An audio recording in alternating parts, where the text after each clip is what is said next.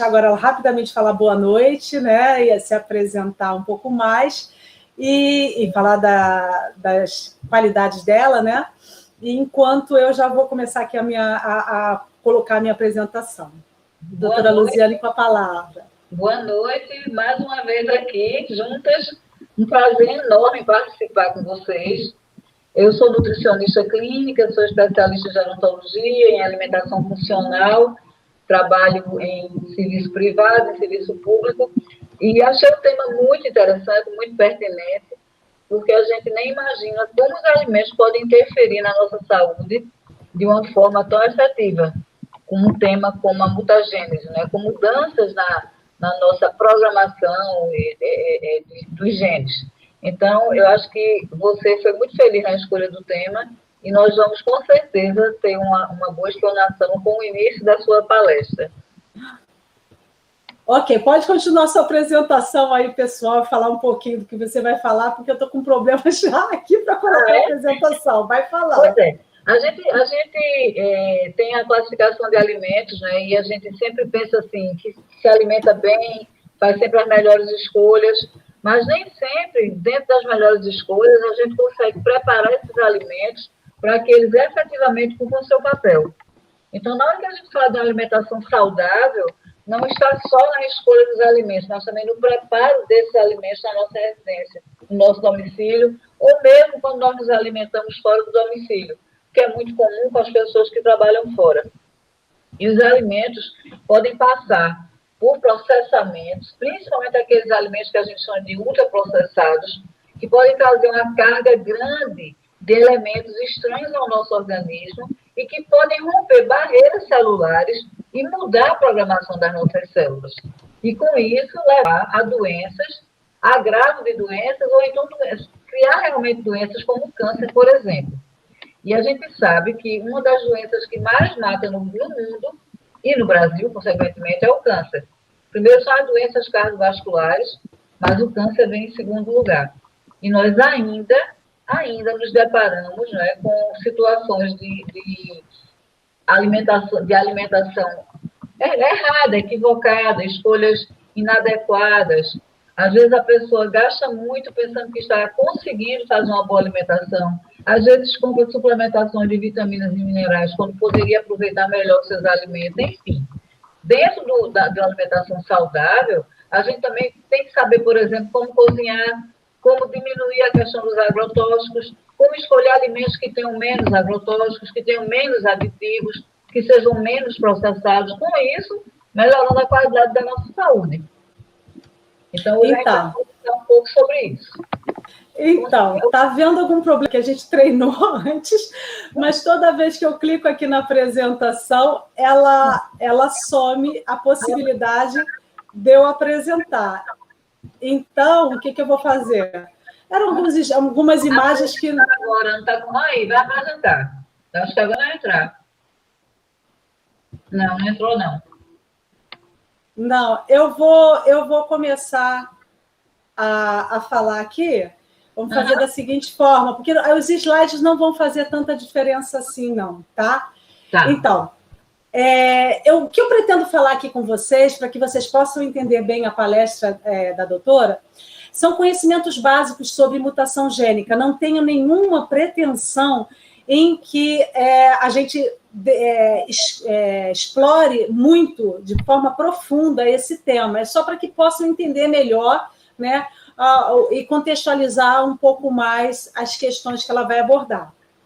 Então, o que seriam essas mutações? Né? São modificações súbitas e hereditárias no conjunto gênico de um organismo. Então, aquele conjunto dos genes todos, né, que é o genoma daquele determinado organismo, ele pode sofrer alterações. E essas alterações vão acarretar alterações na produção, principalmente das proteínas, dos polipeptídeos. E essas alterações vão fazer com que as células sejam diferentes, acabem, né, tendo comprometimento ou não, dependendo da mutação, no seu funcionamento. E isso pode ou não alterar o organismo, como a gente vai falar. Então, isso é uma tendência inerente dos organismos. Graças a Deus, né, o DNA sofre mutações. Embora essas mutações possam acarretar efeitos ruins, A questão é que nós só existimos aqui como uma espécie diferenciada e tivemos um processo de evolução graças à ocorrência dessas mutações.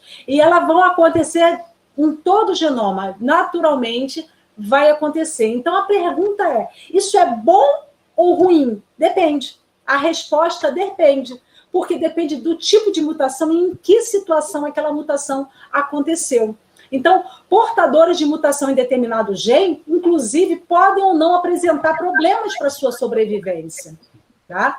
Mas toda mutação vai acontecer de uma consequência deletéria? Eu acabei de falar que não. Na verdade, a mutação é a fonte básica de toda a variação, né, toda a variabilidade genética que nós temos entre os seres vivos. Então, se existe uma variabilidade genética, é graças a essa variabilidade que os organismos podem, né, podem ser adversos. O que é interessante para uma determinada característica pode não ser para outra. Então, é graças a essa variabilidade que as espécies podem existir, sobreviver às diferentes mudanças ambientais, tá? Então, e dessa forma também que a gente veio até hoje promovendo a evolução. Tá? Então, existem inúmeras, né, questões envolvidas nessa situação, mas hoje a gente vai focar mais, eu vou direcionar isso para as questões que vão ser abordadas pela doutora Luziana. Onde elas podem ocorrer? As mutações podem ocorrer tanto nas células somáticas, quanto também podem acontecer nas células da linhagem germinativa. As células somáticas são todas as células do nosso organismo que não vão ser as que vão participar da fecundação, que não são os gametas, nem as células que produzem os gametas. Então, se uma mutação acontecer numa célula somática, a gente não espera que aquilo passe para a prole, que passe aquela modificação para a geração seguinte. Enquanto, quando as mutações nas células que dão origem aos gametas ou nos próprios gametas, aí sim, se esse gameta participar da fecundação, essa mutação vai afetar gerações futuras, ok? Tá? Vai ser transferida para a pó. E essas mutações, elas podem acontecer da seguinte forma: mutação cromossômica, ou seja, entendendo, né, que os genes estão presentes, né, são trechos de uma molécula de DNA. Essa molécula de DNA, ela, com a ajuda de proteínas, vão compor um cromossoma, e que a gente tem um conjunto de cromossomas. A gente deveria ter, no caso do ser humano, né, 2 conjuntos de cromossomas, na grande maioria das células, é o que a gente espera, né, exceto os gametas. Então, imaginando que a gente possa ter um tipo de mutação que leve, né, a um pedaço de cromossoma e se ligar a outro cromossoma, um pedacinho de um cromossoma ser perdido, pode ser perdido. Um pedacinho do cromossoma pode sofrer uma quebra e inverter a posição dele. Então, a gente pode ter uma mutação aí cromossômica, que significa que o número de cromossomas pode mudar, então é uma mutação a nível de número, enquanto também temos a nível de cromossoma mutações que mudam a estrutura do cromossoma, ou seja, ele sofreu uma perda, uma inserção, né, ou uma inversão, ou uma translocação para outro cromossoma. Muito bem. E existem as mutações gênicas, que são mais pontuais, elas vão acontecer naquele determinado gene que é responsável por uma determinada característica, porque aquele gene, uma vez transcrito, uma vez traduzido, vai ser produzido ali uma cadeia polipeptídica que pode ter uma função. E aí, se houve uma mutação lá no gene, dependendo da mutação, a gente pode ou não ter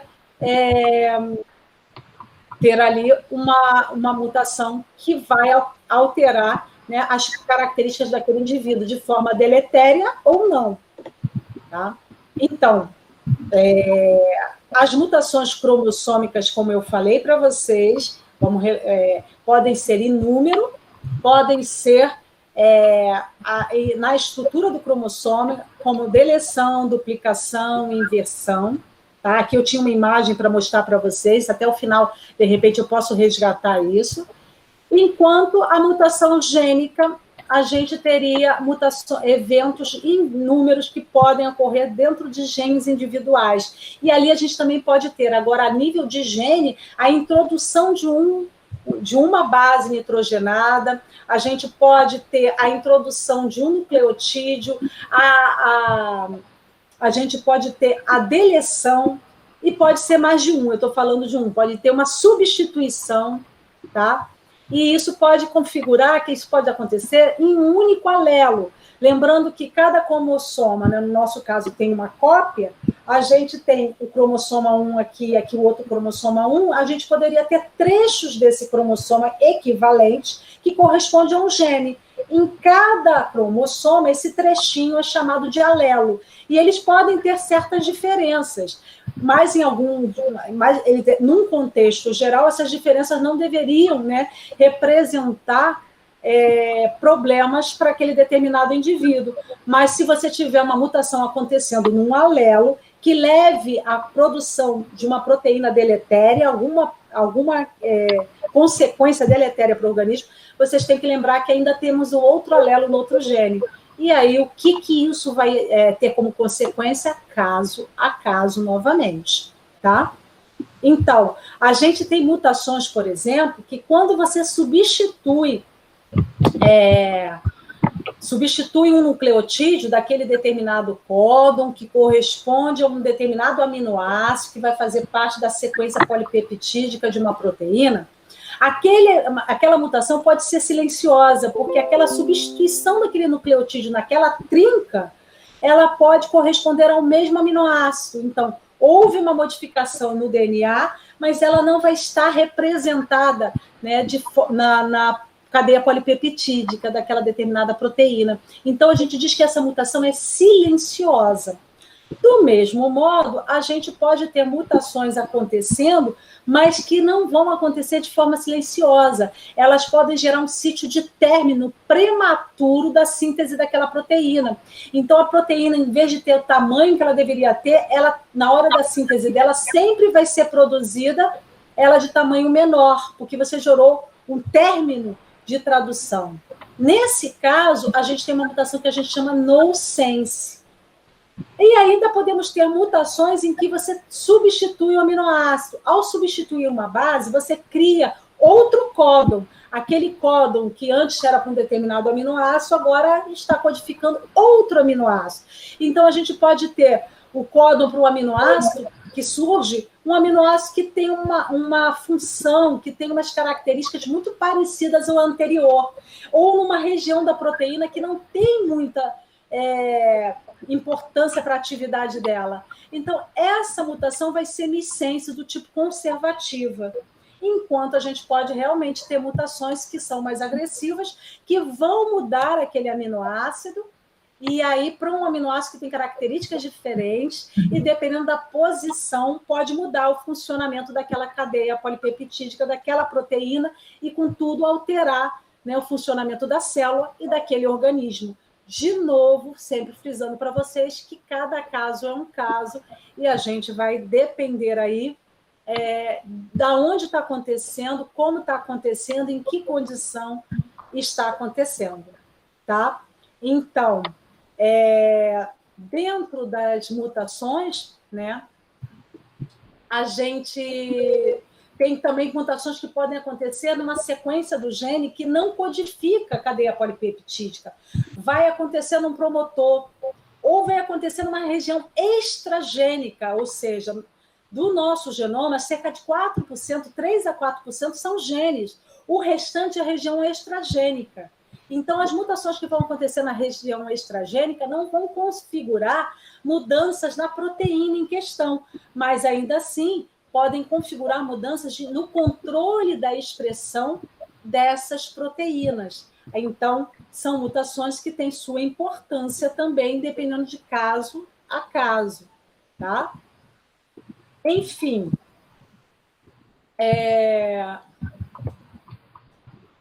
essas mutações, elas podem também levar a modificações que não têm importância crucial para aquele determinado indivíduo. Então, cor de olhos, né, uma determinada característica fenotípica de tipo de cabelo, né? E por aí vai. Então, são mutações que também podem acontecer e não ter necessariamente, mesmo que elas causem modificação na proteína, nas células, no indivíduo, elas podem não configurar uma mutação deletéria que cause um problema genético, uma doença genética, uma incompatibilidade com a vida, tá?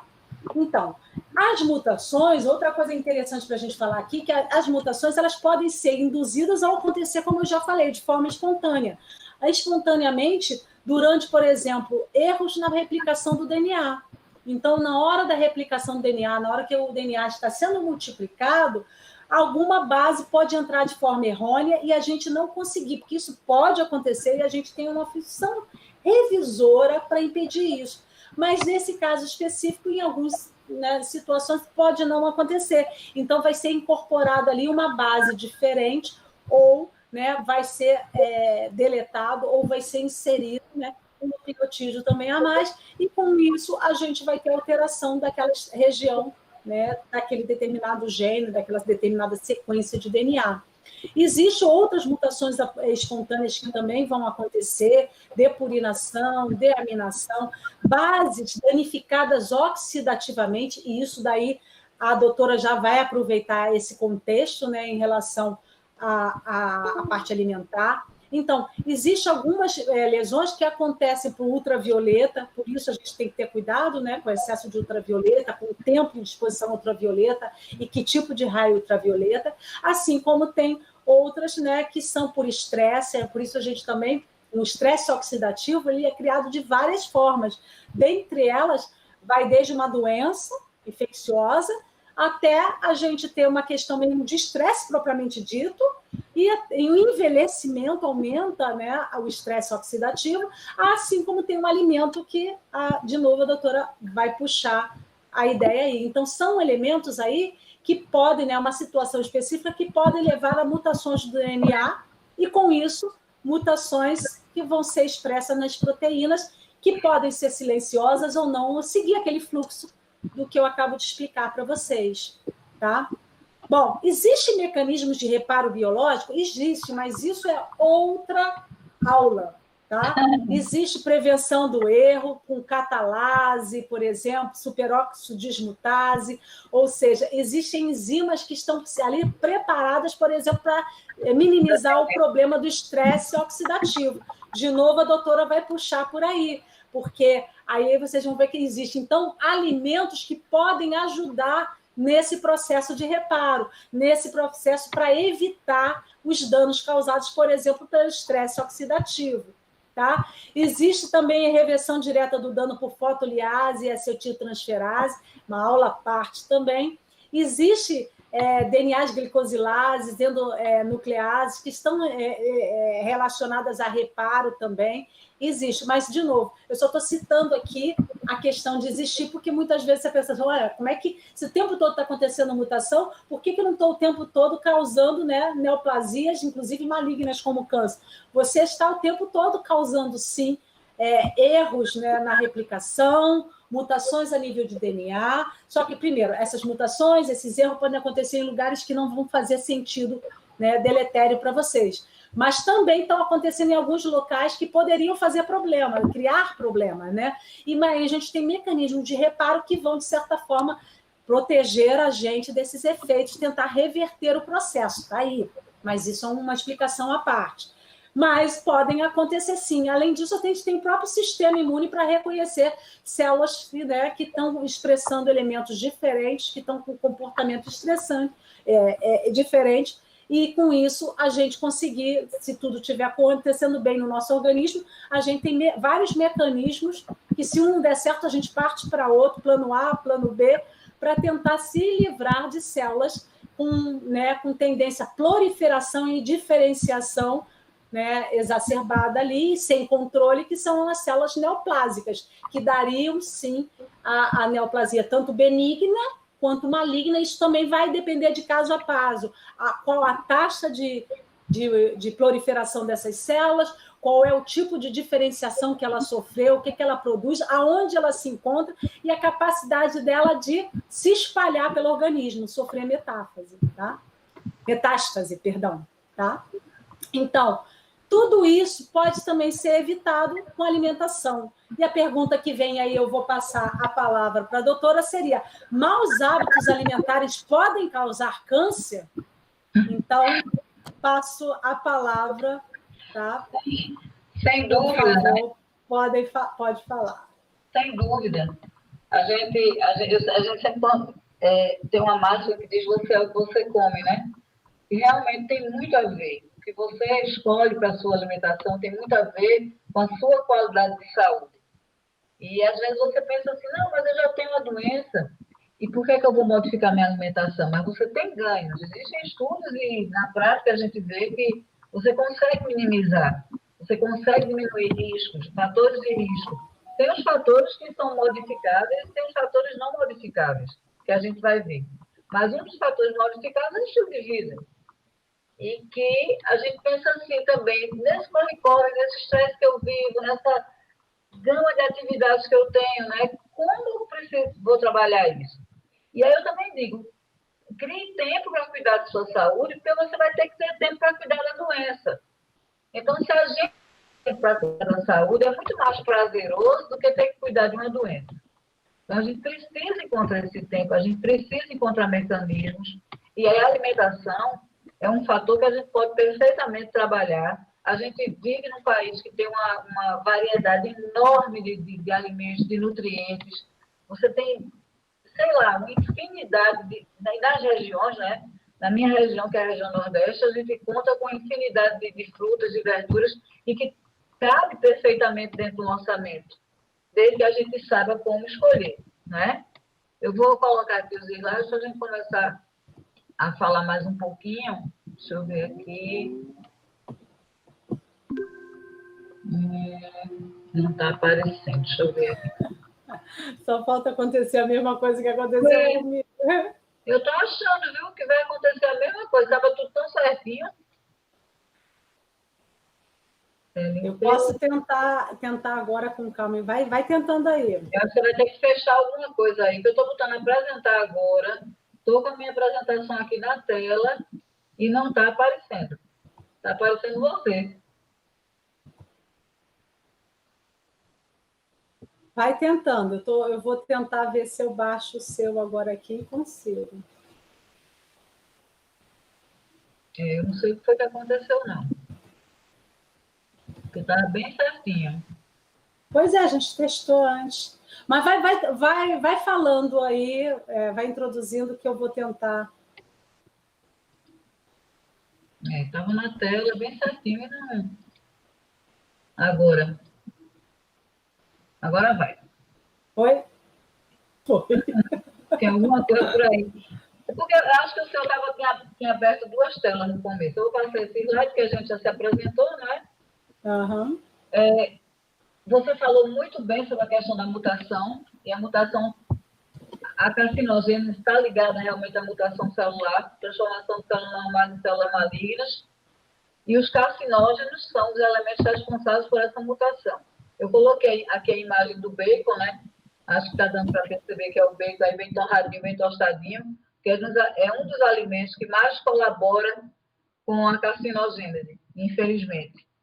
E o tempo e frequência de exposição define essa transformação. Então, o fato de você consumir um alimento, você tem uma alimentação saudável e você vai e passa um final de semana fora e consome um alimento que não é saudável, né? Passar um pouco da sua rotina.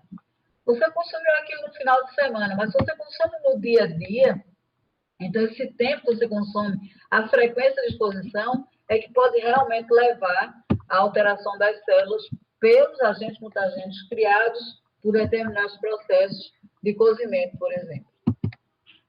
Eu trouxe aqui os dados de câncer no Brasil, né, os dados do INCA, que é o Instituto Nacional do Câncer. Então, próstata, 31,7% em homens, né, claro, pulmão 8,7%, intestino 8,1%, estômago 6,3%, cavidade oral 5,2%.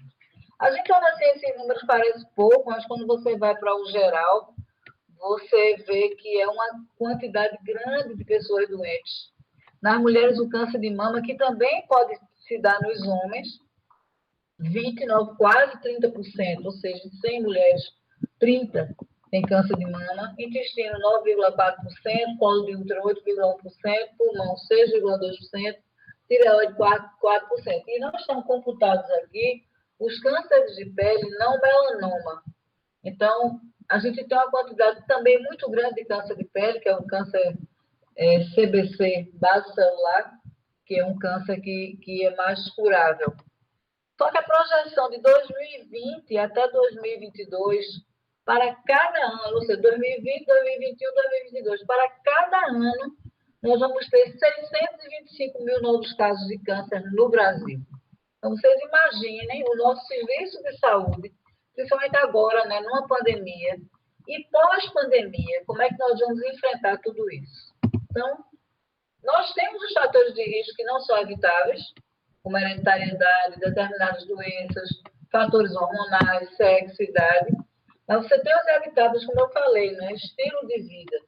Então, eu coloquei aqui esse churrasco, a fumaça, carvão, que é um formador de substâncias como os benzopirinos, por exemplo, que atuam nas células, modificando o padrão celular para um padrão mais saudável, como essa moça que está aqui, né, com o chapéuzinho protegendo do sol, e com já umas verdurinhas aqui, um colorido, né? Uma berinjela, um tomate. Então, quanto mais colorido, mais elementos eu vou ter para a defesa do organismo. E eu coloquei os agentes mais comuns, né, que a gente pode modificar. Eu chamei a atenção em relação a alimentos, sobrepeso, agrotóxico.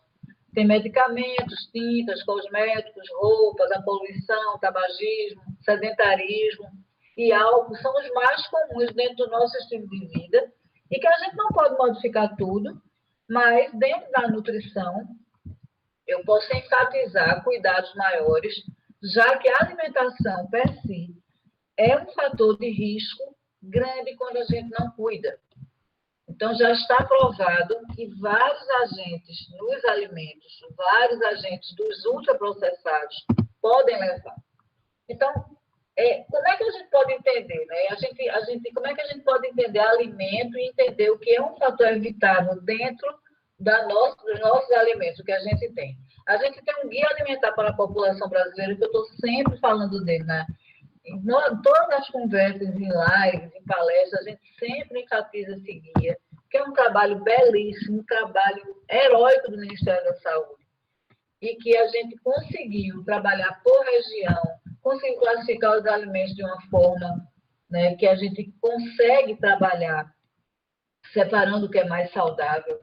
Então, eu tenho os alimentos in natura, os alimentos minimamente processados, eu tenho ingredientes culinários, eu tenho os alimentos processados, e eu tenho os ultraprocessados, que esses são um grande veneno, que são ricos em calorias, em gordura, em sal, açúcar e aditivo alimentar. E aí, o que é que a gente pensa nos aditivos? Além de você ter risco de alterações celulares, você está sobrecarregando seu fígado, sobrecarregando sua função renal, para poder expulsar todos esses elementos estranhos ao seu organismo.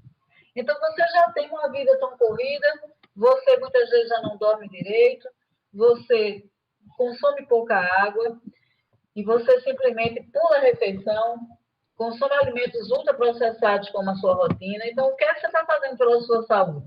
Você está se envenenando, isso é a grande verdade. Aí parece que nutricionista é aquela pessoa chata, né? Aquela pessoa que está sempre dizendo, coma saudável, coma saudável. A gente tem que ter bom senso. E se a gente puder evitar, eu lembro muito assim, eu sempre falo, né, que a comida das nossas avós, a comida das nossas mães, né, na nossa época de infância, pelo menos na minha época, que eu sou mais velha, era uma comida gostosa e a gente não tinha nada disso. Eu me lembro que a gente não tinha biscoito recheado. Eu lembro muito. Minha mãe batia suspiro, batia clara de ovo com açúcar e colocava dentro do biscoito de maisena e levava ao forno e era o biscoito recheado da gente. Era um biscoito muito mais saudável, claro, porque era uma coisa preparada em casa, rica em proteína, porque a clara de ovo é riquíssima em proteína, né? E a gente tinha um alimento energético, mas um alimento mais saudável que era preparado em casa. Não era tão processado. O biscoito era processado, né? Mas o recheio não. Então, os aditivos mais usados no Brasil e que sobrecarregam muito a nossa saúde são corantes, A gente tem um corante chamado tartrazina, que está muito ligado a doenças de pele.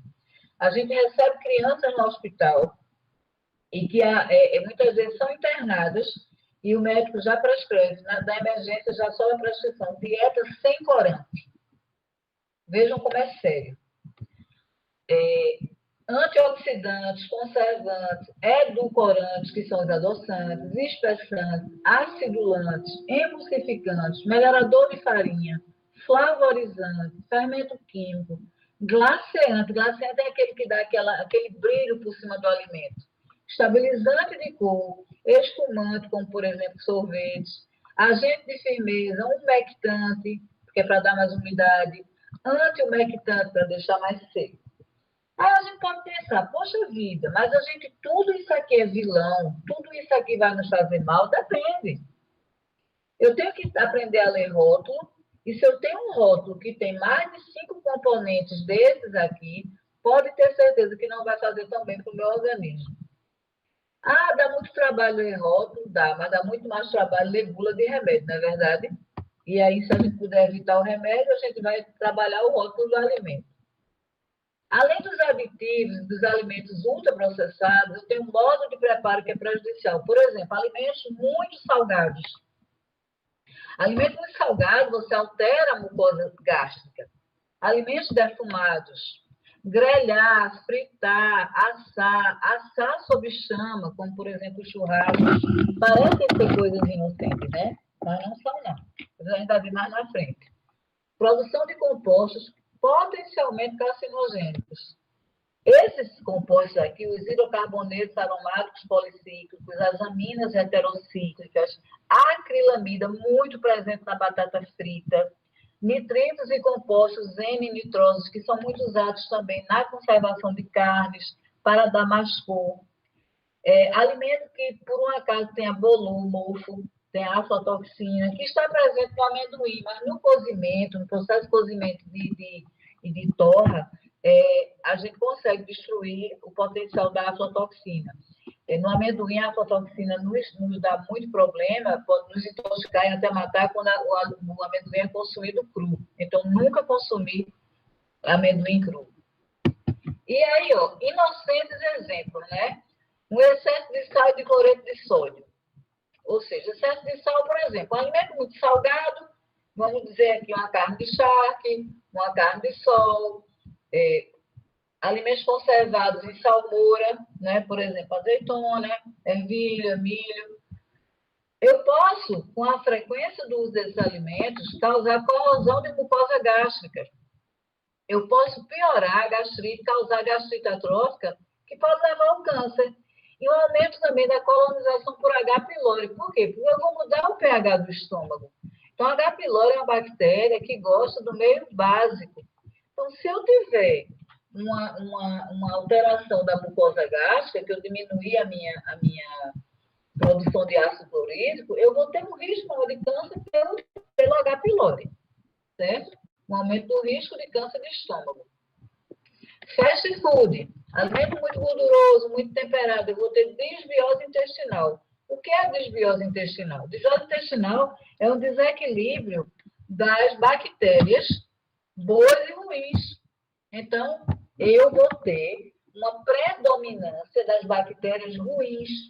Então, eu vou ter alteração de resposta imune, eu vou ter diminuição na produção de mucina, que é uma proteína presente na mucosa, que vai proteger a mucosa do trato gastrointestinal.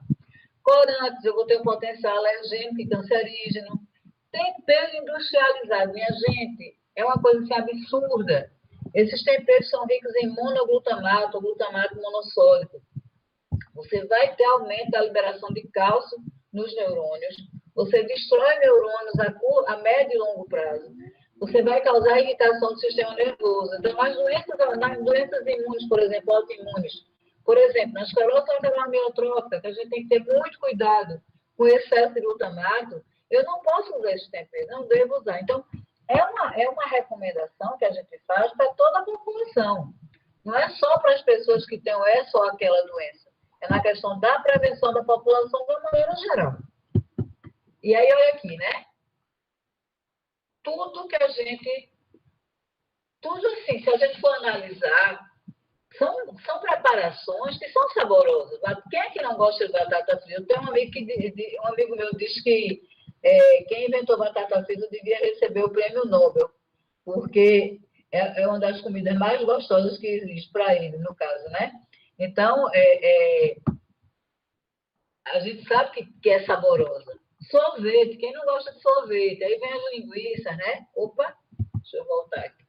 Aliás, aqui não está aqui. Essa crostinha, né? Esse tostadinho, essa carnezinha tostada, essa linguiça aqui, tudo isso aqui tem componentes que vão agredir muito a minha mucosa gastrointestinal, vão agredir muito as minhas células de uma maneira geral. Aí pode pensar, mas Louisiana, a gente vai viver sem comer nada disso? Aí eu bato de novo na mesma tecla. Bom senso, né? E aí os tipos de câncer e o que aumenta, não é? O que aumenta o risco e o que diminui o risco. Câncer de boca, faringe, laringe, esôfago e fígado. Álcool, sal e alimentos salgados. Salgados que eu digo aqueles alimentos que levam muito sal na sua conservação. O que é que ajuda a diminuir o risco? Hortaliças e frutas. Por quê? Ricas em nutrientes ditos funcionais, que conseguem modificar essa expressão genética dessas modificações causadas por esses elementos aqui. Câncer coloretal, alimentos fritos, defumados, açúcar em excesso. Açúcar em excesso é um grande vilão, é altamente inflamatório. Carnes processadas, embutidos, salame, linguiça, salsicha. Vamos lá de novo, hortaliças e frutas. Pulmão e estômago, etanol, sal, vitamina C, presente também nas hortaliças e frutas. Mama, excesso de peso. Por que excesso de peso? Gordura é tecido inflamado. Então, você aumenta o risco de alteração de células. Álcool, gordura saturada, excesso de carne vermelha. Quando me perguntam se a gente tem que tirar a carne vermelha nos pacientes com câncer, eu respondo não necessariamente. A gente tem que analisar caso a caso, mas diminuir sim. Hortaliças e frutas ricas em carotenoides e em fibras. Se nós formos analisar, todas as hortaliças e frutas são ricas em carotenoides, que são substâncias, né, antioxidantes, que vão auxiliar, né, no combate aos danos que isso aqui vai causar. Como evitar os carcinógenos, né? Isso eu acho que tudo que eu já falei já disse. Evitando ao máximo os alimentos ultraprocessados. Aí eu coloquei aqui alguns exemplos. Macarrão instantâneo, bolo pronto, embutido, refrigerante, álcool, tempero industrializado, entre outros. Não reaproveitar óleos, né? Aquelas batatinhas fritas tão inocentes, né, que se compra na rua, aquele óleo que chega preto, de tão queimado, mais de 400 compostos tóxicos, cancerígenos. Se eu tiver um alimento processado que tiver 5 ingredientes ou mais, eu tenho que reavaliar a minha necessidade de consumo. E aprender a cozinhar com saúde, que isso é uma coisa que a gente tem esquecido, né? Ana me perguntou, quando a gente estava conversando sobre essa live, né, Ana, não sei se você lembra, a questão de evitar altas temperaturas repetitivamente. Está me escutando, Ana? Oi? Tô sim. Está tão silencioso. Eu que não estava, fiquei com medo agora. Estou deixando para o final as perguntas. Ah, tá. Então, assim, o que é alta temperatura repetitivamente? Olha, eu cozinho um alimento e eu guardo aquele alimento todo na geladeira, certo? Aí, no outro dia, eu vou e pego aquela panela com todo o alimento. Vamos dar um exemplo aqui, o feijão, que é um alimento excelente. O carioca consome feijão, né, com muita frequência, né? Inclusive, eu passei um mês no Rio. Eu adoro feijão preto e adoro aquele arrozinho branco. Todo dia eu consumia à noite. Aprendi a gostar de feijão à noite, com vocês. Então, aí vai, tira aquela panela, leva para o fogo, esquenta tudinho de novo. Volta para a geladeira. E assim sucessivamente até terminar. Então, você vai desnaturar a proteína. A proteína do alimento vai chegar para você já de uma forma que você praticamente não vai aproveitar. Você vai começar a produzir mais compostos tóxicos. Então, você não deve fazer isso. Você deve cozinhar a quantidade que você vai guardar Você, se vai guardar em geladeira, guarde no máximo por 2 dias e use todo. Ou então congele. Ah, mas eu perco nutrientes com congelamento, mas não é uma perda grande, a perda pequena. É melhor do que você estar esquentando e requentando, esquentando e requentando. É evitar reaproveitar óleo e evitar as frituras. Não é só por conta da gordura saturada. Aquela crosta que se forma na fritura se chama reação de Maillard. É a reação que acontece entre o açúcar do alimento, a carne não tem açúcar, mas outros elementos que estão com a carne têm, e as gorduras, certo? Então, você forma substâncias que vão conseguir alterar a expressão gênica de células.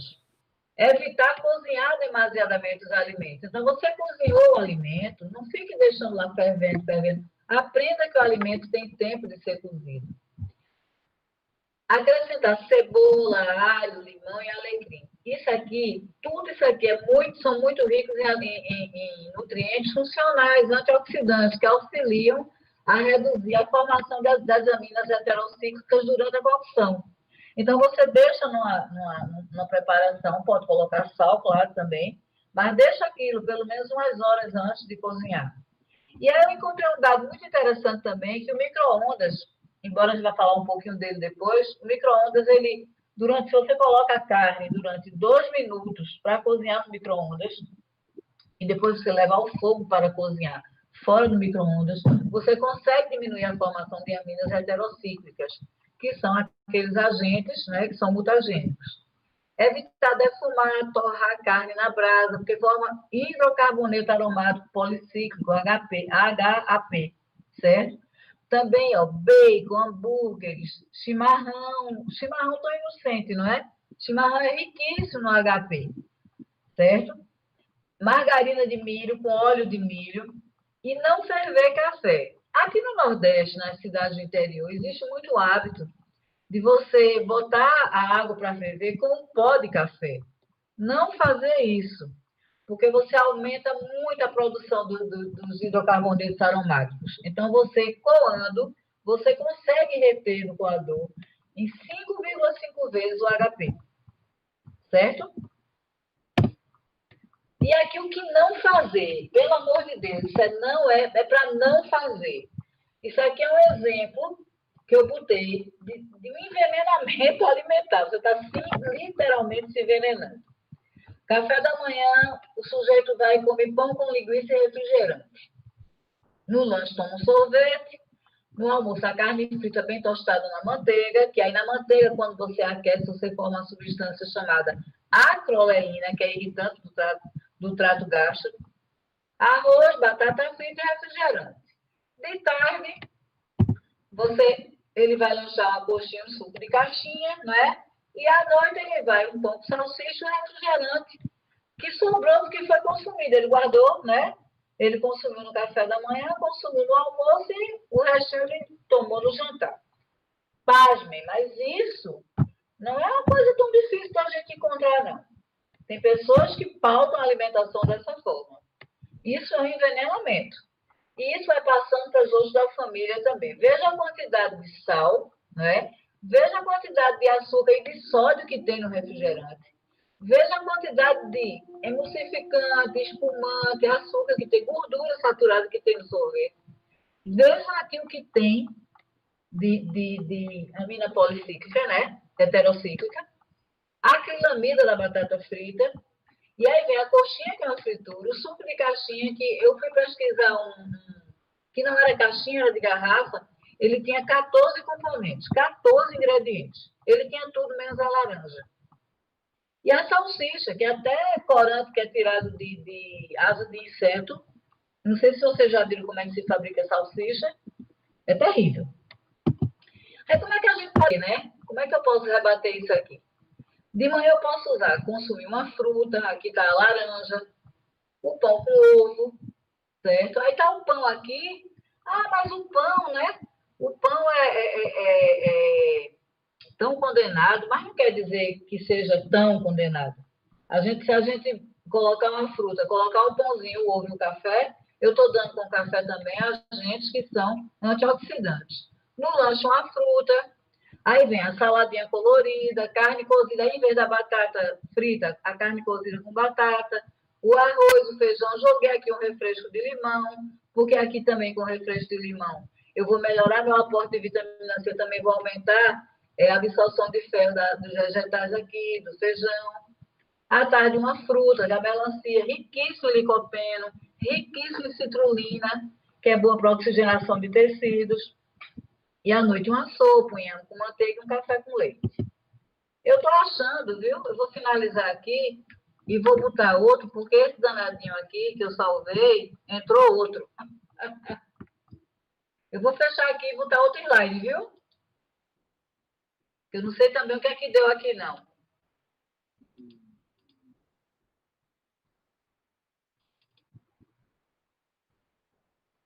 Pronto. Vou voltar para vocês, apresentar, para ver se agora... Eu posso, enquanto você está tentando fazer umas perguntas para você? Pode, claro. Eu estou tentando botar... Você ainda vai falar de micro-ondas? Vou sim. Ah, tá. Eu queria saber do air fry também. Queria que a gente falasse um pouco. Deixa eu ver se esse aqui tem o restinho que eu quero.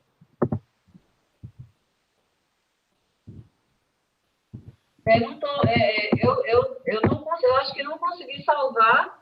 Interessante. Fala. E aí a gente... Mas não tira a tua imagem.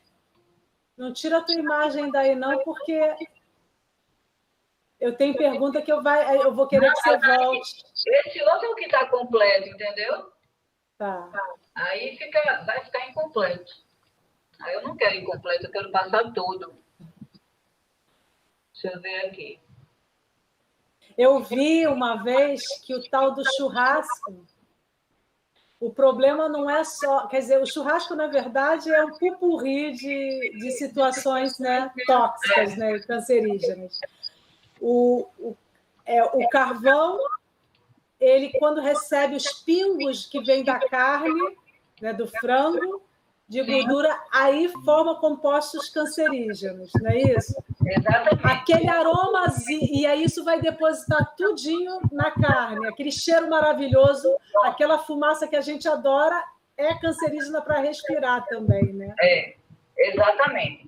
Aí você está tomando cerveja, está tomando... Está fazendo? Ótimo. Tá. Porque esse aqui é o que está completo. É o da revisão. Bom, aquela questão do churrasco, você ali está formando composto, que além de você estar consumindo, porque você está ingerindo, você também está inalando e mandando para o seu pulmão. Então, fique longe. E ainda toma o álcool, toma o refrigerante, sim, come maionese, né? Aquela maionese não caseira, né? Exatamente. Quer dizer, é o terror. Churrasco, a farofa feita na manteiga, que é deliciosa, né? Ou seja, usar manteiga de uma forma geral é ruim. E aí eu queria, quer dizer, o churrasco é o terror, já entendi. Mas de uma forma geral, um ovo que você falou para fazer de manhã. Esse ovo que a gente vai fazer de manhã, se nós fizermos ele no óleo, eu sei que o óleo é mais apropriado para fritura, se é que tem que fazer a fritura, do que fazer... Mas mas eu faço de outra forma, sabe? Eu coloco assim, eu recomendo fazer naquela frigideirazinha de Teflon, que aquela ali realmente você consegue fazer sem gordura, certo? Você pode passar só um pouquinho de óleo para não grudar. E quando você tira do fogo, você pode colocar um pouco de manteiga. Ou você pode fazer o ovo em um pouco de leite.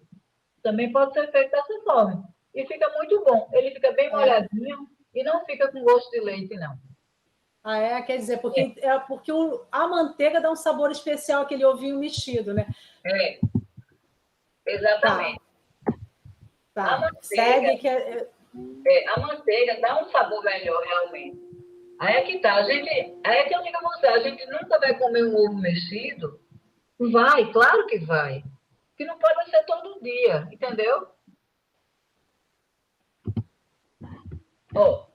Uma coisa também que a gente tem com essas alterações celulares, né? Claro, a formação de tumor benigno ou maligno, morte celular, envelhecimento precoce, malformação e aborto durante o desenvolvimento embrionário e aumento das doenças degenerativas, por exemplo, diabetes. Então, está provado também que essas preparações que tem benzopireno, né, amina heterocíclica, todos esses compostos podem também piorar o que já existe. Ou também desencadear outras doenças, com alteração hormonal. E aí, o consumo de etanol em câncer de mama, que o etanol, está vendo aqui? O etanol aparece no câncer de boca, ele aparece no câncer de estômago, ele aparece no câncer de mama. E o que é que a gente tem visto, né, em relação ao câncer de mama? Consumo de álcool cada vez mais cedo, principalmente as mulheres jovens bebendo muito, né? Não existem níveis seguros de ingestão. Quanto maior a dose e tempo de exposição, maior o risco, né? Produção de espécies reativas de oxigênio oxidativos, né? Danos no DNA, aumento dos níveis circulantes de estrógeno, o álcool vai agir como se fosse um solvente, viabilizando a penetração das substâncias dos carcinógenos nas células. Excesso de álcool também pode levar à diminuição de folato. O tecido mamário fica mais suscetível aos efeitos mutagênicos. E o excesso de peso, perfil inflamatório crônico, alteração de insulina e de hormônios sexuais. São os dados do Pois índice. é. Então, em relação à câncer de mama, além da alimentação, tem o álcool, né? Mas posso te fazer uma pergunta? Eu sei que não existe como a gente dosar quais seriam os níveis seguros, principalmente se a pessoa já teve câncer, ou está com câncer, ou tem a tendência, né? Mas o vinho, é aquela história que você falou, o vinho, ele tem o álcool, mas ele tem elementos que são protetivos. Então, tomar uma dose de vinho, tomar um cálice de vinho, como os europeus fazem, as pessoas de dieta do Mediterrâneo fazem, na verdade, não é algo tão problemático do que cerveja direto, cachaça e por aí vai. Então, né? Quanto você vai tomar de vinho? Para a gente, como profissional de saúde, recomendar a bebida alcoólica é muito delicado. Eu prefiro recomendar consumir a uva e tomar o suco de uva. Em relação ao vinho, eu fico muito pé atrás por conta do limite, que a grande maioria das pessoas não tem, né? E eu, na minha prática mesmo, eu tenho muito paciente com problema hepático. Então, o vinho, eu não posso entendeu? Mas, dentro dos consensos das revisões, inclusive a revisão que eu coloquei aqui de 2020, fala do vinho como agente protetor. Né? A uva e o vinho. Fala como agente protetor. Entendi. Aí você me perguntou dos melhores métodos de cozimento, né? Do micro-ondas, do air fry, né? Isso. Qual é a dieta mais recomendada? É a dieta do Mediterrâneo. E a dieta do Mediterrâneo prega você consumir alimentos cozidos, ensopados. Preferir mais peixe, né? Consumir mais azeite de oliva, cereais integrais. Então, a gente, dentro do nosso contexto brasileiro, a gente não consegue fazer uma dieta mediterrânea ao pé da letra, mas a gente consegue inserir os princípios. Inclusive, meus pacientes que têm esteatose hepática, eu trabalho muito em cima da dieta mediterrânea, certo? Então, a melhor forma de cozimento para você preservar nutrientes e você não formar esses compostos seria o cozimento ensopado, certo? Com água. Existe um método, né? O método sob vácuo, né? Survive, né? Que requer equipamento com termômetro. A gente não tem isso no nosso dia a dia. Os cozinheiros fazem isso, né? Os grandes cozinheiros, chefes de cozinha. Esses aparelhinhos já foram muito caros, mas hoje em dia eles são mais popularizados, principalmente nos Estados Unidos, na Europa, que eles usam água, usam alimento dentro de uma embalagem a vácuo e é cozido dentro da água. Mas é uma coisa meio que trabalhosa, tem alimento que passa até 72 horas, a recomendação de cozimento. Então, na nossa prática, isso não funciona, né? O micro-ondas age por condução de água e atrito molecular. Ainda é muito questionável, embora os estudos mais recentes afirmem que não causa danos à nossa saúde. O que é que eu recomendo em relação a micro-ondas? Não usar no dia a dia. Use numa emergência, use na hora que você precisa de aquecer alguma coisa. Aí vem o air fry. não cozinhar por muito tempo, porque também forma produtos carcinosos. Então, você botar no airfry e deixar tostar, você forma produtos como acrilamida. Tem pessoas que fazem batata frita no airfry, né? Ela forma acrilamida, que é uma substância mutagênica. A grande vantagem é que você não precisa colocar gordura, não é?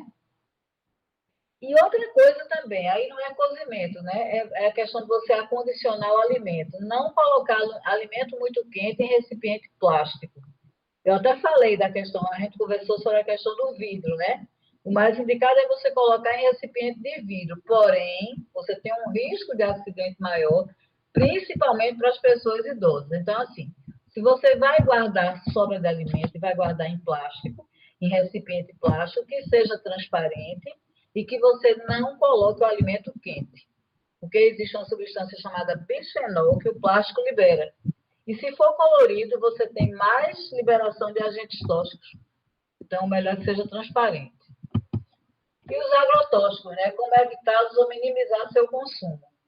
O ideal é a gente inserir os alimentos orgânicos. Nem todo mundo consegue, nem todo mundo tem acesso, tanto para comprar, como também recurso financeiro.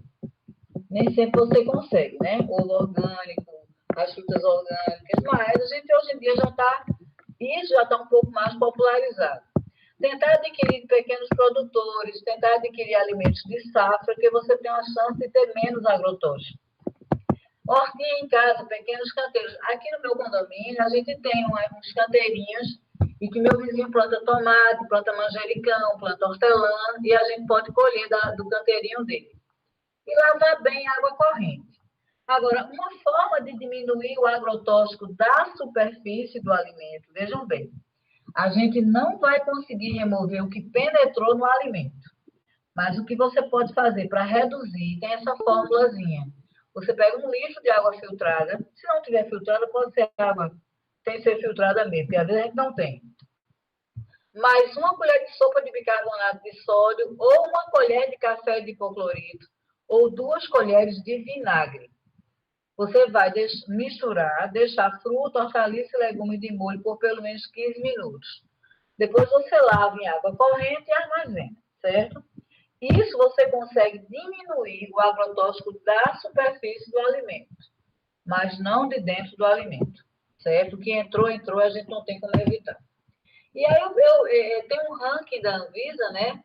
Anvisa e agrotóxico nos alimentos. Em 2013, os 10 mais contaminados: pimentão, morango, abobrinha, alface, pepino, abacaxi, cenoura, uva, laranja e tomate. Em 2016, ele aí não bota mais contaminado, coloca maior risco agudo. Laranja, abacaxi, couve, uva, alface, mamão, morango, manga, pepino, feijão, goiaba e repolho. Esses são os que, em 2016, apresentavam um risco maior agudo por contaminação. Mas o que é que a Anvisa diz hoje em relação a isso? Que você tem um risco muito pequeno, de uma maneira geral.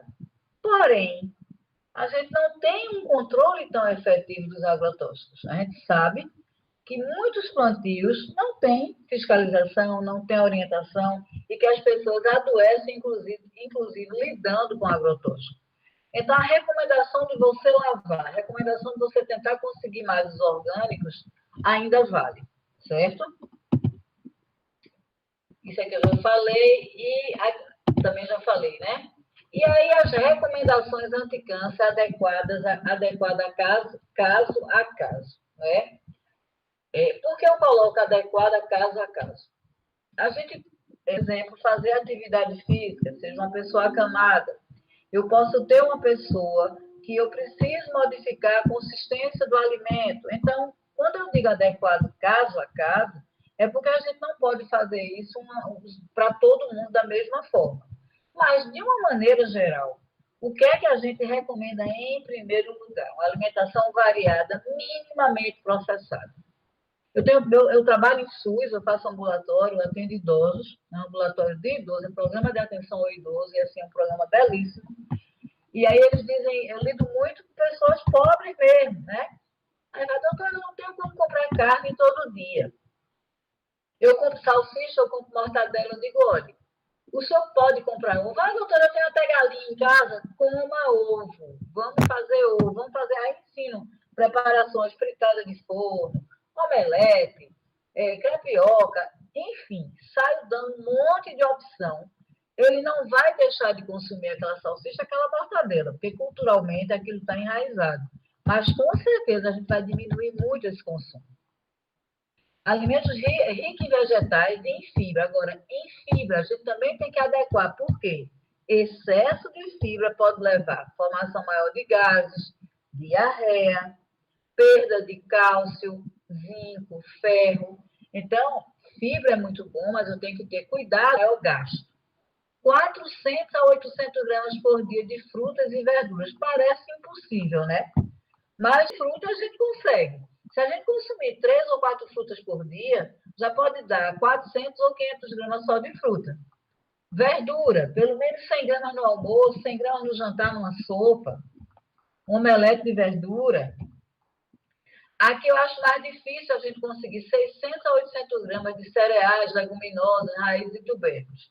Isso aqui a gente realmente tem que adequar melhor. Mas se eu consumir inhame de manhã, se eu consumir aipim, macaxeira no jantar, né? Se eu consumir um arroz integral no almoço, eu consigo chegar a uns 600 gramas. Evitar ou limitar ao máximo o consumo de álcool.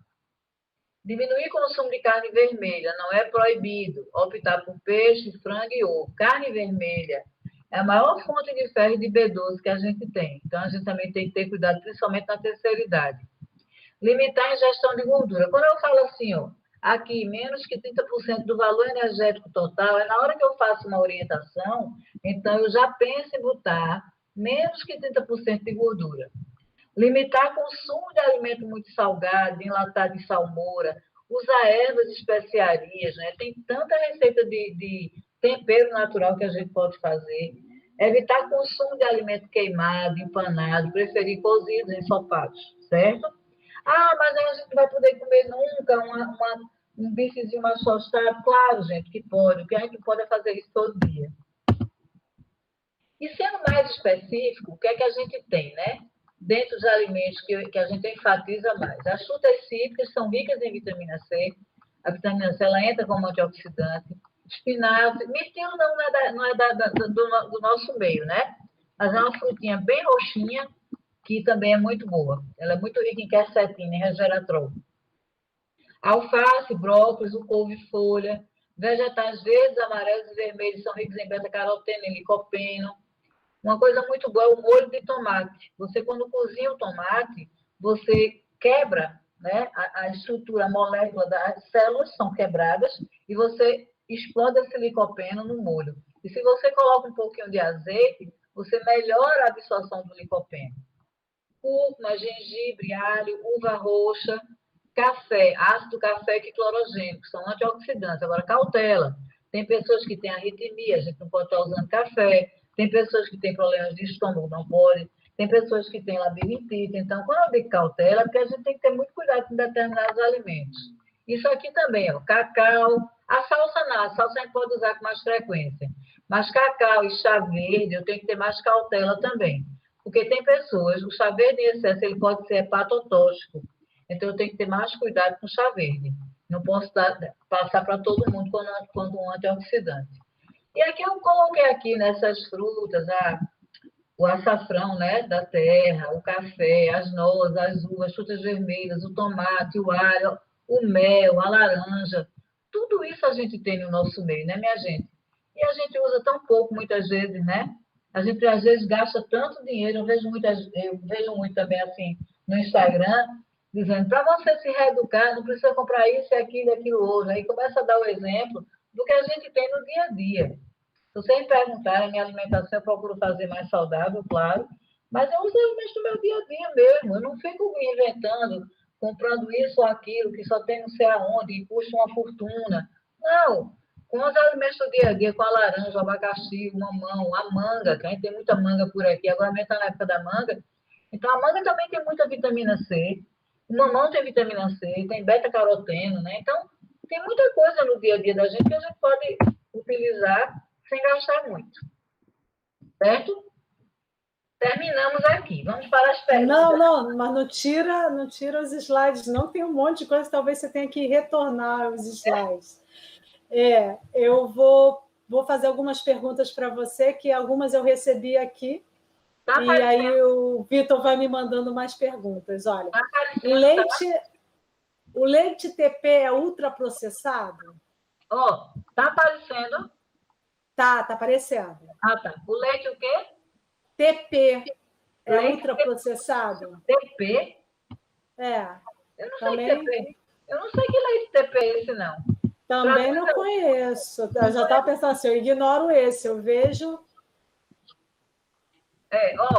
O leite... O leite de caixa, então, vamos colocar assim, aquele leite da caixa, né, que vem, que dura séculos, inclusive, né? Ele é processado. Ele é um leite esterilizado, né? Ele é esterilizado, ele é um leite processado. Ele não é ultraprocessado. Então, a gente pode utilizar. Porque a polêmica do leite de caixinha, né, do Tetra Pak, que há uns anos atrás teve uma adulteração, né, teve uma fraude séria em relação ao leite. E as pessoas terminaram ficando com receio de utilizar. Mas não é ultraprocessado, não. É processado. E aí, fumaça líquida faz mal? Faz, sim, claro que faz. Faz mal, sim. Como é que é? É feito cigarro eletrônico, né? O ovo ponchê pode ser feito também, né? Que ele é tranquilo, né? O problema do ovo ponchê, você me corrige se eu não estou errada, é você não cozinhar o suficiente. Exato. A gente tem problema de salmonela, né? Em relação a cozimento, ele é saudável porque não vai formar muitas substâncias carcinógenas, né? Mas tem um risco de contaminação. Então, eu não recomendo. Salmonela. Eu não recomendo. Mas aí está aqui escrito, mas você pode fazer na água, né? E aí ele tranquilo, na água ele fica saudável. Também, fica muito gostoso. E pode fazer no Teflon. Olha, eu não estou fazendo propaganda de panelas, não, mas assim, duas referências, marcas boas, que realmente tem um Teflon de maior garantia, isso eu aprendi em curso de especialização, é Rochedo e Tramontina. Tem uma camada de Teflon de mais durabilidade e maior confiança. Então, no Teflon você pode fazer, quando você tira do fogo, você coloca um pouquinho de manteiga. Porque a gente pode consumir manteiga, sim, mas numa quantidade menor, né? Não, mas é que entre o óleo e a manteiga, entre o óleo e manteiga, na hora de aquecer, o óleo produz menos toxinas, né? Menos toxinas. Você falou da panela. Quando eu penso numa panela que é antiaderente, né? Agora tem umas aí que você não usa nem óleo, que é totalmente antiaderente, né? Eu vi pelo menos propaganda disso.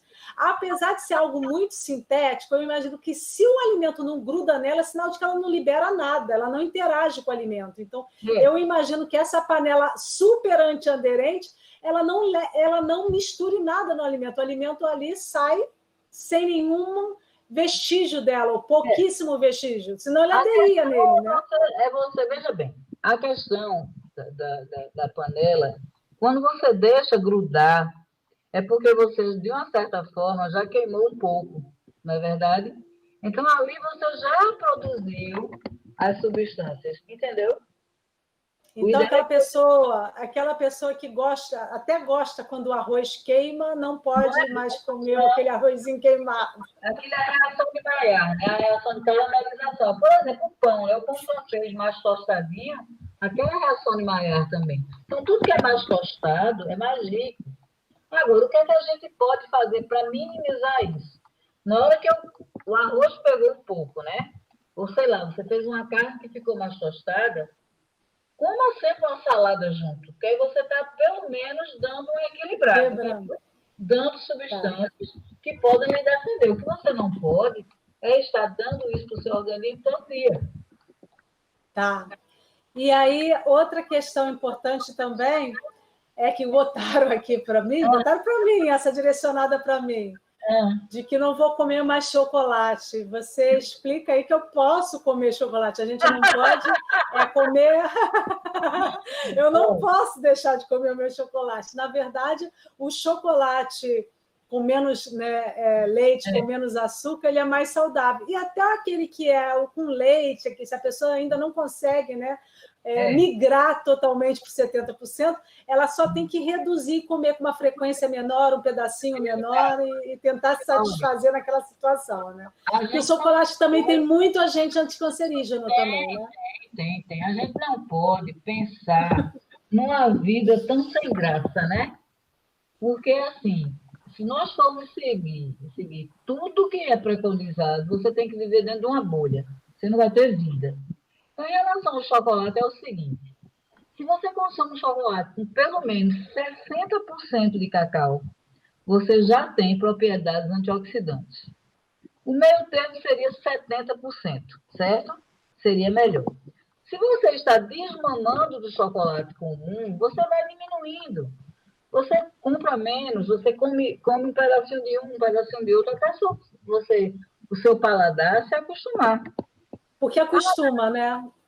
Acostuma. Olha, eu compro uns nívelzinhos de cacau, que são os pedacinhos, né? Que vem os pedacinhos de cacau, que é bem amarguinho.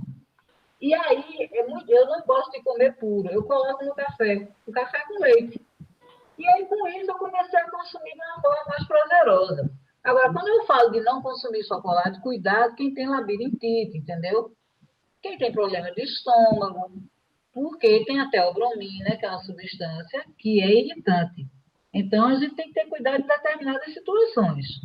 Mas não é proibido chocolate, né? Não pode comer a casa. Sabe o que eu paciente a semana passada? Bem interessante. Falou de chocolate, eu lembrei. Paciente com 87 anos, mal de Parkinson há 20 anos, certo? Já com muita limitação funcional.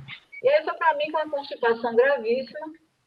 E a filha disse, olha, se der deixar ele adora chocolate. Eu disse, por que você não deixa ele comer o chocolatezinho dele? E pode? Eu disse, pode. Deixa ele comer. Uma pessoa com 87 anos, há 20 anos com mal de Parkinson. Eu disse, vamos deixar esse chocolate para depois do almoço, vai ser a sobremesa dele. Ah, mas se deixar ele comer uma caixa. Eu disse, não, uma caixa não pode não. Aí ele ficou rindo, né?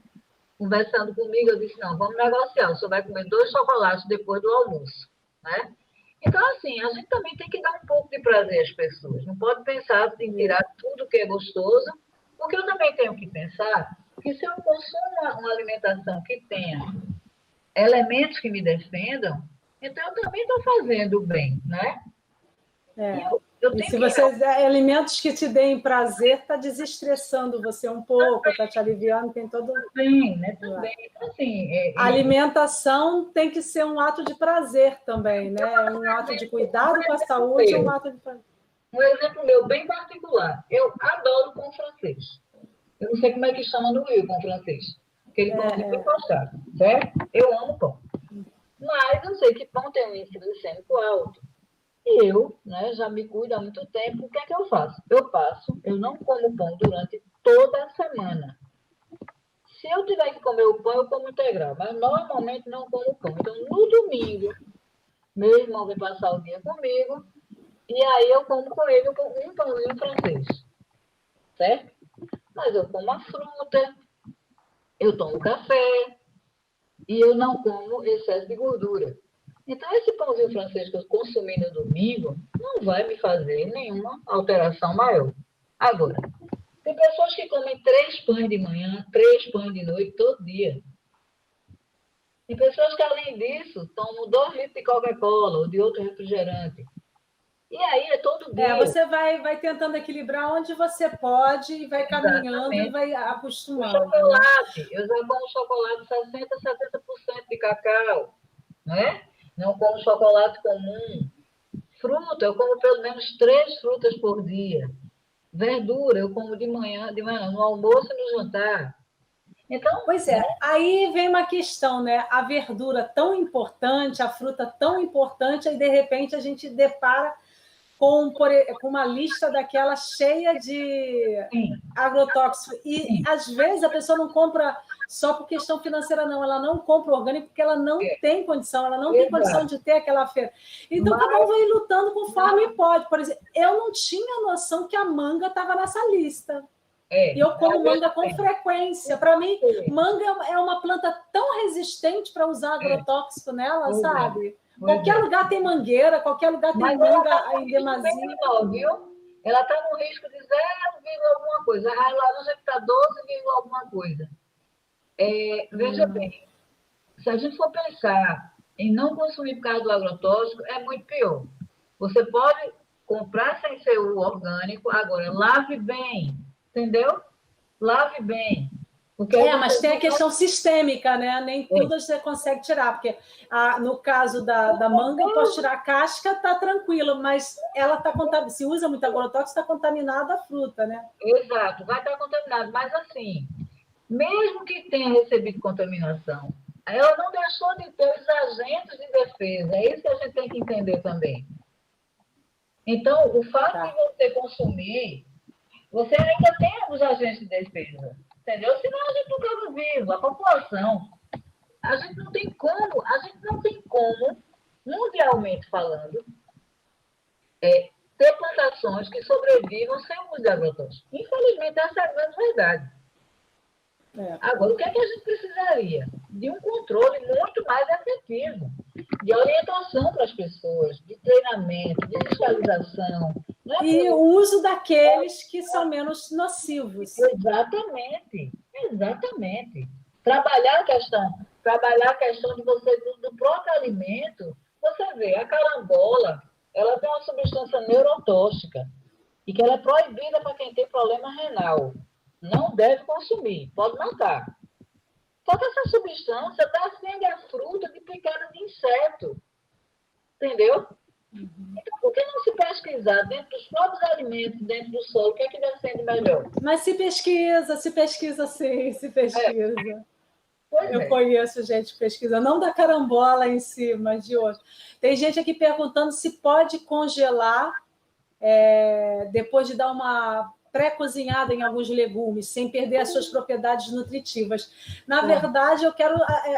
não é o enfoque agora da questão carcinogênica, mas eu vou pegar aí vários bondes de congelamento para a gente aproveitar aqui esse contexto. Então, eu congelar as verduras, os legumes. No caso, os legumes, que foi o que perguntaram aqui. Perde muito propriedade nutritiva, dando uma pré-cozida? A perda é pequena, pode congelar. Agora, vai mudar a textura. Por exemplo, batata, chuchu, vai ficar... Porque incorpora os cristais de gelo e vai modificar a textura. Quando você... Mas assim, você prefere congelar crua, pegar, por exemplo, a abóbora crua e botar no congelador, ou a pré-cozida? Não, aí depende muito da sua necessidade. Você pode fazer das duas formas.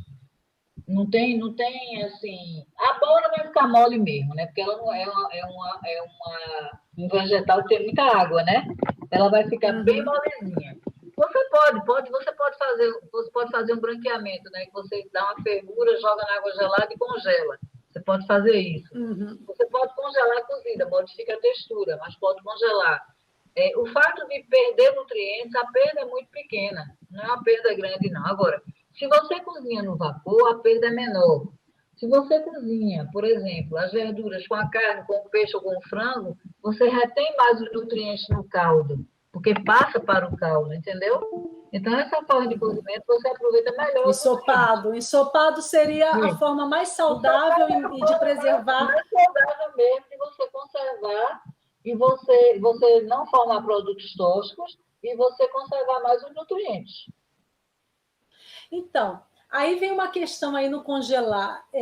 Uma pessoa me ensinou, não deu certo, mas ela diz que faz.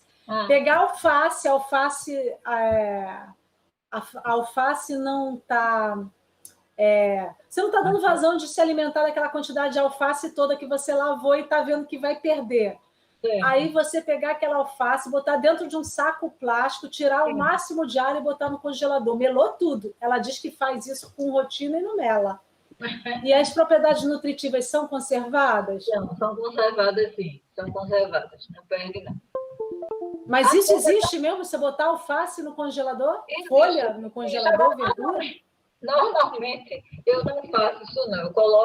Eu lavo bem lavadinha, a gente escorre para tirar aquela água, eu coloco dentro de um tapaué e coloco dentro da geladeira. E não estraga, não. E quando você corta couve, também parece que ela dura mais. Quando você, eu quero fazer uma couve, agora eu não estou com tempo, não quero. Aí você já deixa ela toda picadinha. Ela dura mais, né? Mas veja bem, se você fizer isso, você também vai ter uma perda maior, né? Porque no que você cortou, e quando você corta, o correto é você rasgar as folhas. Porque quando você corta com a faca, você oxida mais os nutrientes. O metal oxida. Folha deve ser rasgada.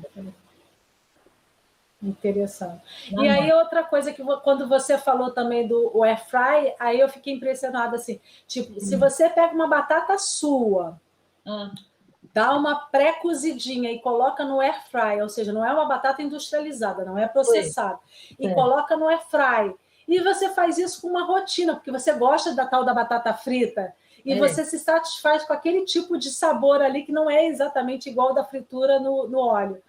Ou um bolinho de bacalhau que você coloca no air fry. Eu até então eu achava que era uma situação bem saudável, porque você pouco cozinhava ali, não esquentava tanto e dava. Veja bem, a fritura seria menos saudável.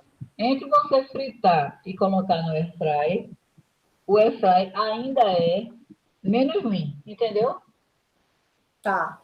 Porque agora você não deve deixar queimar. Agora, batata é outra coisa também. Batata tem um índice glicêmico alto, né? A batata inglesa. Então, assim, a gente não deve... Tem o quê? Um índice glicêmico alto. Ela consegue elevar mais a glicemia, né? Então, não é uma coisa que a gente recomende usar com frequência. Mas aí tem a batata doce, que também não é legal. A batata doce tem um índice glicêmico menor. E ela tem fibra. Diferente da batata inglesa. Vocês têm aí a batata doce roxa, que é bem roxa mesmo. Só até onde eu sei, pouca gente usa e usa mais para doce. É linda. Nunca vi ninguém usando ela para comer assim. Ela é muito gostosa. Ela é bem docinha, muito boa. Não precisa ser para doce, não. Ela é roxa, mas ela é roxa da cor da beterraba. Ela é muito legal, muito legal. Tem a batata doce branca, tem a batata doce roxa, que é a roxa que é normal, e tem a batata doce roxa da cor de beterraba, que ela é bem roxa. Ela é linda, fica linda. Eu ganhei de um paciente, uma delícia. Enfim, eu não estou vendo mais perguntas aqui.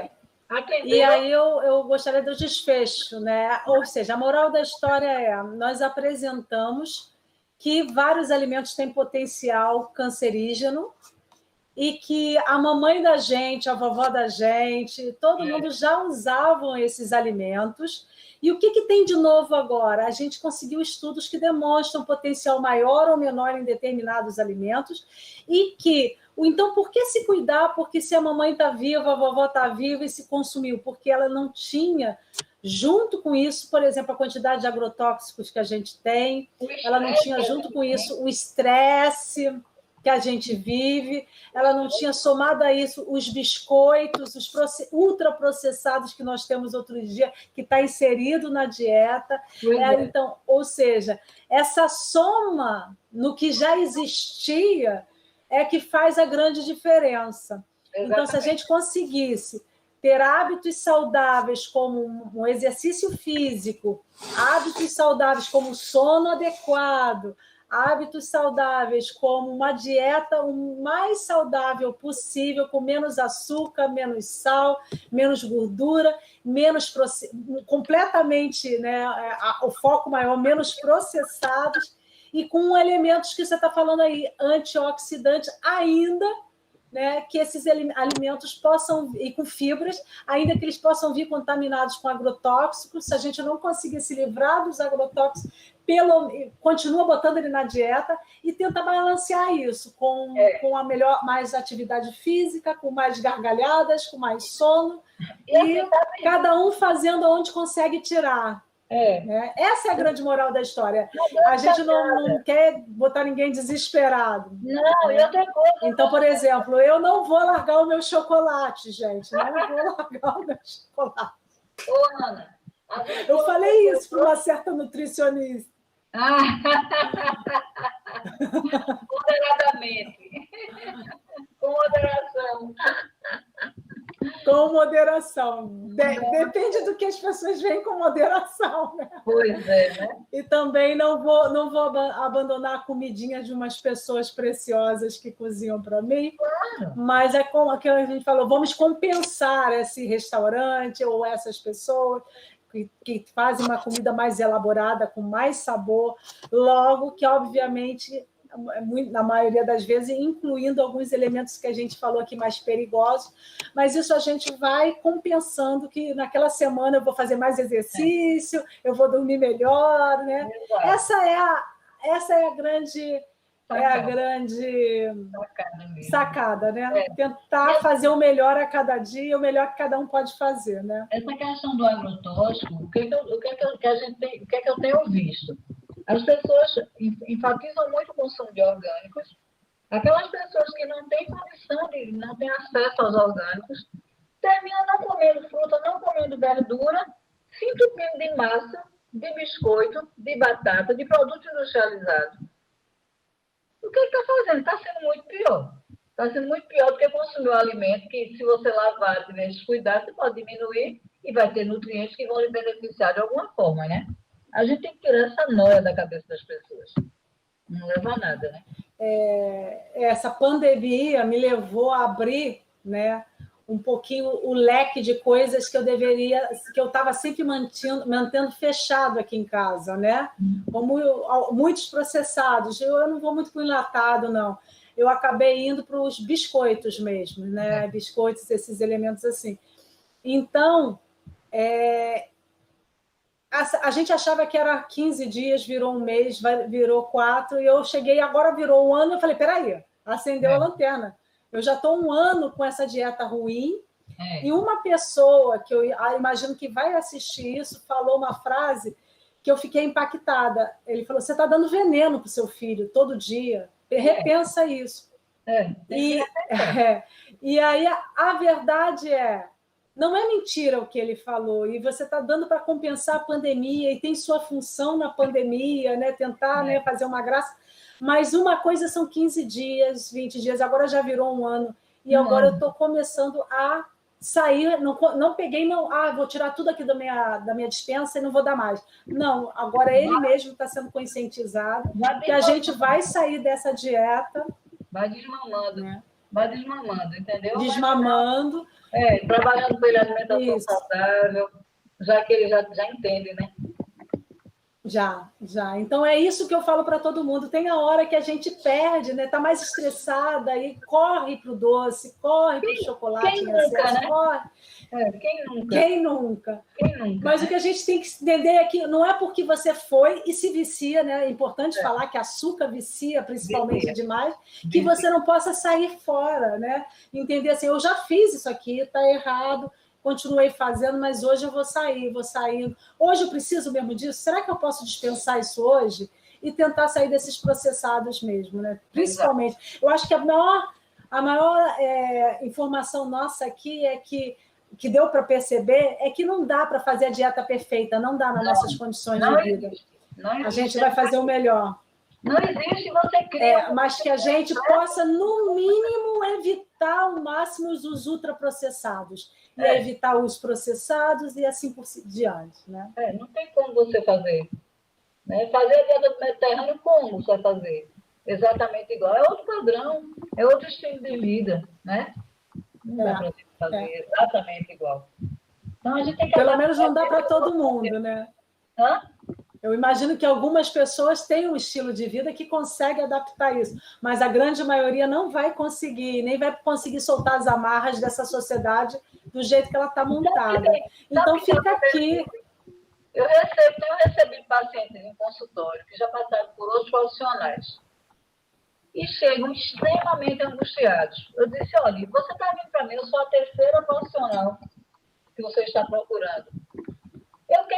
Doutora, eu preciso conseguir fazer, eu não consigo.